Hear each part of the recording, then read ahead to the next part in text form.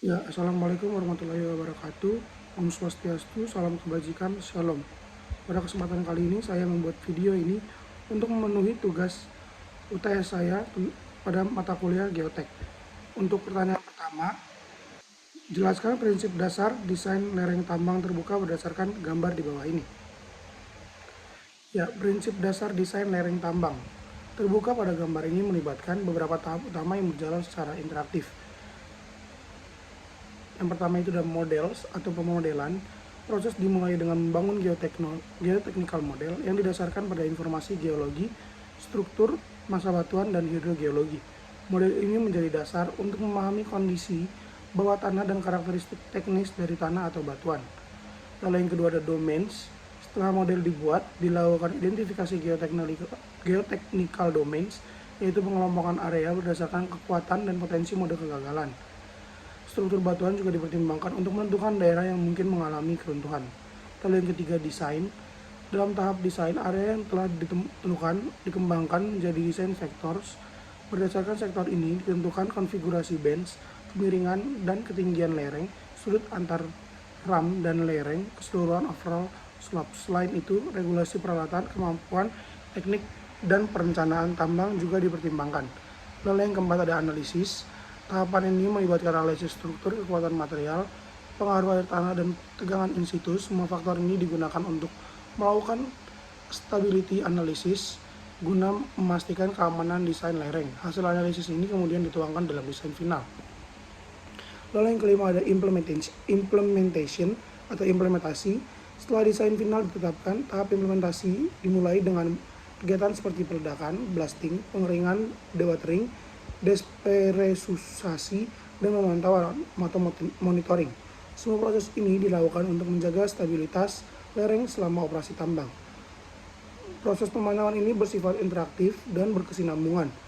Kemungkinan adanya umpan balik yang bisa digunakan untuk memperbarui desain model jika terjadi perubahan kondisi. Lalu yang keenam ada closure atau penutupan. Setelah operasi tambang selesai, lereng harus dinyatakan stabil dan aman untuk jangka panjang. Proses ini melibatkan penilaian kembali stabilitas lereng dan penerapan tindakan penutupan seperti revegetasi atau pemasangan sistem pengendalian erosi untuk menjaga stabilitas dan keamanan area tambang setelah penutupan. Lalu yang kedua, ada jelaskan yang saudara ketahui berkaitan dengan pengambilan data geoteknik tambang dan potensi kelongsoran berikut. Ya, yang nomor 2, pengambilan data geoteknik tambang. Pengambilan data geoteknik tambang bertujuan untuk memahami karakteristik fisik dan mekanik batuan serta tanah pada area tambang. Data ini penting untuk merancang lereng yang stabil dan meminimalkan risiko longsoran. Langkah-langkah pengambilan data meliputi pengukuran orientasi diskontinuitas, data orientasi diskontinuitas, rekahan, patahan, atau bidang lemah lain. Diambil menggunakan alat seperti kompas, geologi. Lalu yang kedua ada pengambilan data kekuatan, dilakukan uji laboratorium seperti uniaxial compressive strength atau UCS. Lalu yang ketiga ada pengukuran tekanan air pori, mengukur keberadaan dan tekanan air dalam diskontinuitas untuk memahami pengaruh air terhadap stabilitas lereng.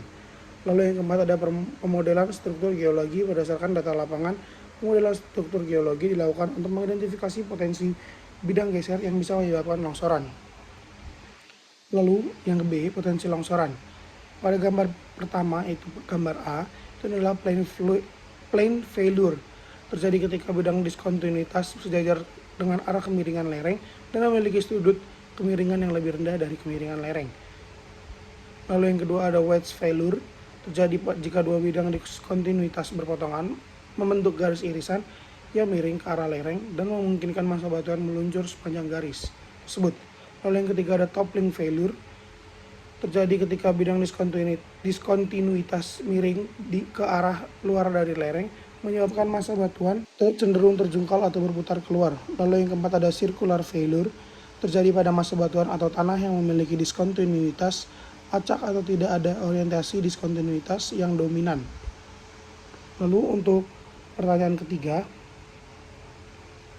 jelaskan hubungan antara pengaruh bidang diskontinu dan batuan dan kelas batuan dan diagram Moore seperti gambar di bawah ini. Untuk yang A, pengaruh diskontinuitas pada kekuatan batuan Diskontinuitas seperti retakan, rekahan, dan patahan sangat mempengaruhi kekuatan mekanis massa batuan. Massa batuan diklasifikasikan berdasarkan orientasi dan sifat diskontinuitas tersebut. Lalu bidang retakan, sejajar atau titik yang berpotongan, jenis diskontinuitas ini umumnya menghasilkan struktur batuan yang lebih lemah karena kekuatan berkurang di sepanjang bidang diskontinuitas. Batuan yang retak, rapat, atau lemah, batuan dalam kelas ini juga menunjukkan kekuatan yang lebih rendah karena rekahan menyediakan jalur untuk kegagalan di bawah tekanan. Berdasarkan karakteristik ini, pendekatan yang berbeda digunakan untuk evaluasi kekuatan dengan fokus pada bidang diskontinuitas atau massa batuan secara keseluruhan. Lalu yang kedua, diagram Mohr dan kekuatan geser. Diagram Mohr menunjukkan hubungan antara tegangan geser, tau, dan tegangan normal, sigma, pada massa batuan yang membantu menentukan kekuatan gesernya. Kekuatan geser puncak atau dihitung menggunakan persamaan tau sama dengan C plus sigma tan theta P, di mana C adalah kohesi, sigma adalah tegangan normal, dan theta P adalah sudut gesek dalam. Diskontinuitas mengurangi kekuatan geser batuan dengan menurunkan kohesi dan sudut gesek dalam. Lalu untuk pertanyaan keempat, jelaskan gambar di bawah ini adalah longsoran bidang dan longsoran busur. Longsoran bidang, longsoran bidang terjadi ketika material lereng bergerak turun sepanjang bidang geser. Ya, untuk nomor 4, longsoran bidang terjadi ketika material lereng bergerak turun sepanjang bidang geser yang relatif datar dan lurus. Pada gambar, beberapa bagian yang relevan ditunjukkan pada upper slope lereng atas, lalu ada tension crack, retakan tegangan, lalu ada side plane, bidang geser, release surface, permukaan pelepasan, dan pada jenis longsoran ini, lereng dapat bergetar karena faktor seperti gravitasi, kekuatan material lereng yang tidak mampu menahan gaya geser atau pengaruh air yang mengurangi kohesi tanah. Lalu yang B ada longsoran busur. Longsoran busur atau dikenal juga sebagai longsoran rotasional terjadi ketika lereng mengalami pergerakan yang berbentuk melingkar atau melengkung. Gambar menunjukkan beberapa kondisi aliran air tanah yang mempengaruhi kestabilan lereng. Yang pertama itu adalah fully drain slope atau lereng terdrainase penuh. Lalu ada surface water 8 kali slope, height behind 2 of slope, air permukaan 8 kali tinggi, lereng di belakang kaki lereng. Lalu ada surface water 2 kali slope, height behind 2 of slope, air permukaan 2 kali tinggi lereng di belakang kaki lereng.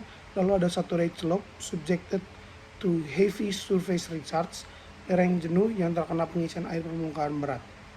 Ya, sekian video dari saya. Jika ada salah kata, mohon dimaafkan. Akhir kata saya ucapkan terima kasih. Waalaikumsalam warahmatullahi wabarakatuh.